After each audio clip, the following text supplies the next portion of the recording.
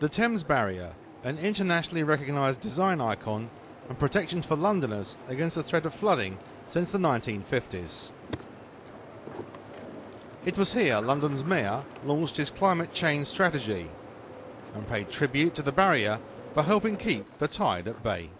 Even if the sea level was to increase by a metre, or maybe even I think up to 2 metres, that Thames Barrier could cope with it.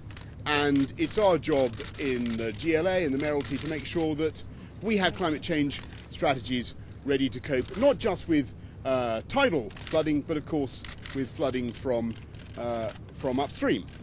He also told Londoners that with rising sea levels due to climate change, he was not taking the issue of flooding lightly. We want to make it absolutely clear that this is not a threat that we think has gone away simply because you've got the very effective Thames Barrier. There are plenty of rivers feeding into the Thames, the Quaggy, the Lee, the Ravensbourne, the Fleet, oodles of them, and they are capable of causing serious inundations to the population of London. We've got to be aware of the potential impact of climate change over the next century.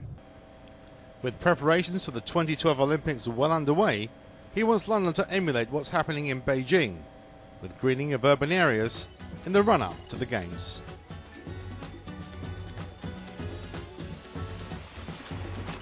I've just come back from Beijing. In Beijing, they have planted 10 million trees. Now, as you know, I'm very proud that we've been able to scrap the Londoner newspaper, and we've got a programme to plant 10,000 trees. But you'll appreciate there's a long way to go. Now, as it happens, London is already one of the greenest capital cities in the world. It's got 5% forestation already. But we can do better, and I think it will improve the quality of the urban landscape in London. There's what's the word I want? A synergy between the objectives of big science and our objectives in improving the quality of the urban landscape. And he outlined his vision for a greener, more environmentally friendly London. My long-term vision for London as a green city is a place where, by introducing green protection into the London Plan, protecting back garden space in the London Plan, as we're going to do, by planting more trees, by rolling out a policy across London of having many more roof gardens, we can actually achieve the objectives that big science says we need to achieve in order to minimise the impact of climate change.